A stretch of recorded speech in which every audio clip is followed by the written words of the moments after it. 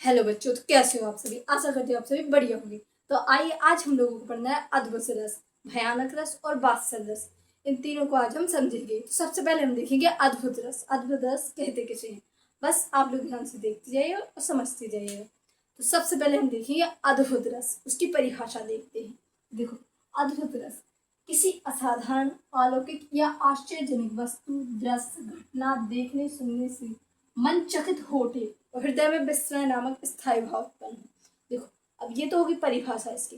अब हम इसको आम भाषा में समझेंगे कि आम अद्भुत रस कहते किसे हैं। देखो, जब किसी व्यक्ति की कार्य करने के तरीके या फिर कोई चीज देखकर या फिर कोई घटना, कोई दृश्य देखकर मन चकित हो उठे, मन आश्चर्यचकित हो जाए, तो उसे क्या कहेंगे, अद्भुत रस। जैसे कि देखो, हम इसको उदाहरण से समझते हैं कि अद्भुत रस कहते किसे हैं।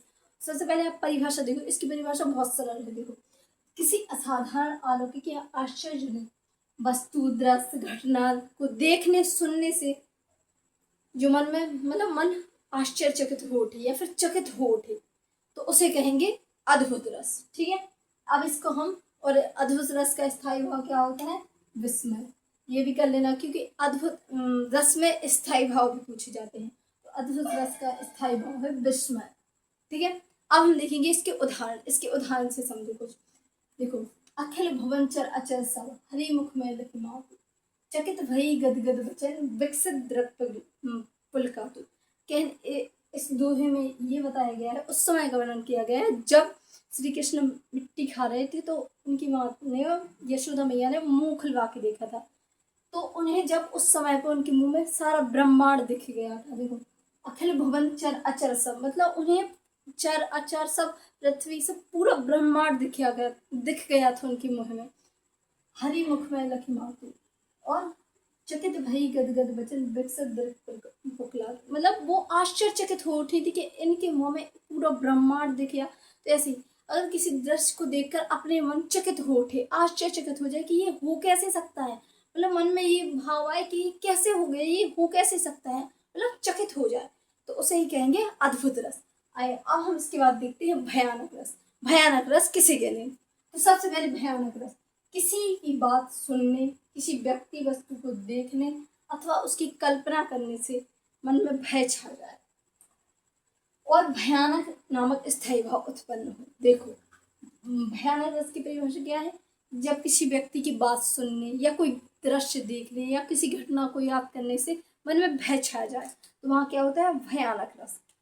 तो देखो, जैसे कि किसी भी घटना का वर्णन सुन के जब अपन को डर नहीं लगने लगता है अंदर से कि ऐसा हो गया, जैसे कि एक्सीडेंट वगैरह हो लगे आजकल ज़्यादा, तो उन्हें अपन को सुनकर जो अपने मन में जो एक डर सा बैठ जाता है, जो उस समय जो भाव उत्पन्न होते हैं किसी भयानक घटना को सुनने से या फिर कोई दृश्य देखने से, जो मन में उस समय भाव उत्पन्न होता है, उसे ही कहते हैं भयानक रस।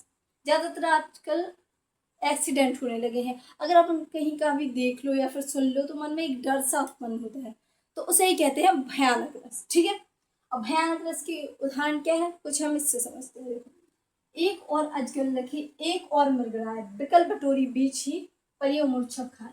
मतलब इसमें कहने का तात्पर्य यह है कि जब एक व्यक्ति जंगल के रास्ते से जा रहा था, तो एक और अजगर लखे, एक और तो उसे अजगर दिख रहा था, एक और मृगराय और भी जानवर दिख रहे थे, बिकल बटोरे बीच ही परियो मूर्छक है, और वह यह सब देखकर वो मूर्छा खा के गिर गया। मतलब भय, भयानक रस की उत्पत्ति हुई यहाँ पे। एक और अजगर लगे, मतलब उसे भयानक दृश्य देखने को मिला। इसमें लिखा नहीं, जब किसी व्यक्ति वस्तु की, जब किसी की बात सुनने, किसी वस्तु व्यक्ति को देखने अथवा उसकी कल्पना करने या किसी भयानक दृश्य को देखने के समय जो भाव उत्पन्न होता है मन में, उसे ही कहते हैं भयानक रस।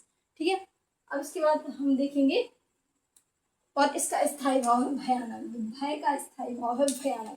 स्थायी भाव भी आप लोग अच्छे से देखते जाइए, क्योंकि रस के स्थायी भाव पूछे जाते हैं। और इसके बाद हम देखेंगे वात्सल रस। वात्सल रस कहते किसे हैं। तो देखो, छोटे छोटे बालक बालिकाओं की मधुर चेष्टा, उनकी बोली के प्रति माता पिता तथा पड़ोसियों का स्नेह प्यार आदि से वात्सल रस की उत्पत्ति होती है। अब देखो, परिभाषा बहुत सरल सरल है, आप लोग आराम से याद कर सकते हो। ठीक है, बस एक बार समझ लो कि परिभाषा का वो सार क्या है, उसका तात्पर्य क्या है। तो सबसे पहले हम देखेंगे, देखो कि वात्सल्य की परिभाषा क्या होती है। पहले सबसे पहले ध्यान से पढ़ो, देखो छोटे छोटे बालक बालिकाओं की मधुर चेष्टा, उनकी बोली के प्रति माता पिता पड़ोसी का स्नेह प्यार आदि से वात्सल्य की उत्पत्ति होती है। और वात्सल्य का सीधा सा मतलब ममता से होता है। देखो वात्सल्य को सीधा सा अपन किससे, ममता से समझ सकते हैं कि वात्सल्य में ममता का वर्णन होता है, मतलब माँ के प्यार का वर्णन होता है, जो माँ अपने बच्चों के प्रति रखती है।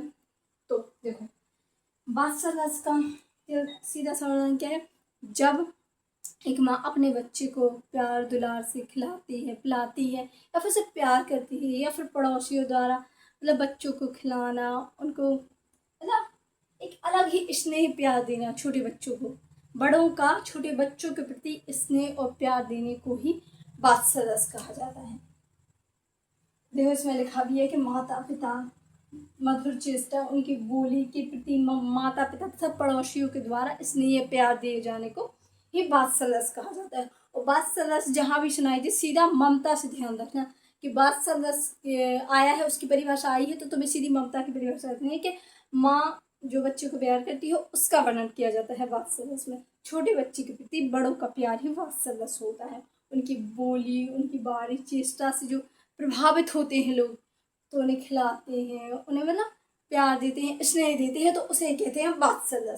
अब इसके उदाहरण देखो, यशोदा हरि पालना झुलावे, मतलब इसमें वर्णन किया गया है कि यशोदा मैया श्री कृष्ण को पालना झुला रही है। तो इसमें माँ के मतलब यशोदा मैया श्री कृष्ण के यशोदा मैया का श्री कृष्ण के प्रति प्यार दर्शाया गया है इसमें, तो इसे कहेंगे वात्सल्य।